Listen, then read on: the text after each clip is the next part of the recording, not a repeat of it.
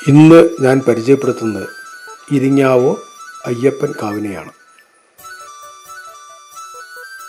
ക്ഷേത്രം സ്ഥിതി ചെയ്യുന്നത് കോട്ടക്കലിനും തിരൂരിനും ഇടയ്ക്കാണ്. കോട്ടക്കലിൽ നിന്ന് കടുങ്ങാത്തുകുണ്ട് വഴി തിരൂരിൽ പോകുന്നതിനിടയ്ക്ക് ഇരിങ്ങാവൂർ മീശപ്പടി എന്ന സ്ഥലത്തിറങ്ങിയാൽ ഈ ക്ഷേത്രത്തിൽ എത്തിച്ചേരാം. ഇവിടെ എല്ലാ മലയാള മാസവും 30 ശനിയാഴ്ച പൂജ ഉണ്ടായിരിക്കുന്നതാണ്.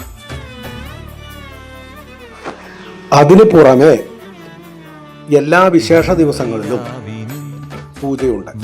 അതായത് വിഷു, ഓണം തുടങ്ങിയ എല്ലാ വിശേഷ ദിവസങ്ങളിലും മകരം 1-ാം തീയതിയും ഇവിടെ പൂജ ഉണ്ടായിരിക്കുന്നതാണ്. വൃശ്ചികം 1-ാം തീയതി തുടങ്ങുന്ന മണ്ഡലക്കാലത്ത് എല്ലാ ദിവസവും ഇവിടെ പൂജയുണ്ട്. ആ കാലത്ത് ഇവിടെ അഖണ്ഡനാമം ഉണ്ടായിരിക്കുന്നതാണ്.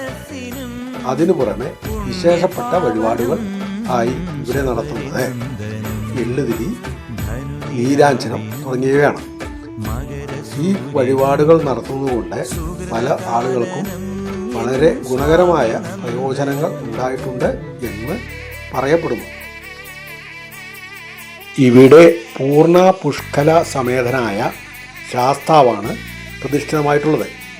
മംഗല്യ സംബന്ധമായ എല്ലാ വിഷയങ്ങൾക്കും ഇവിടെ വളരെ പ്രാധാന്യമുണ്ട്.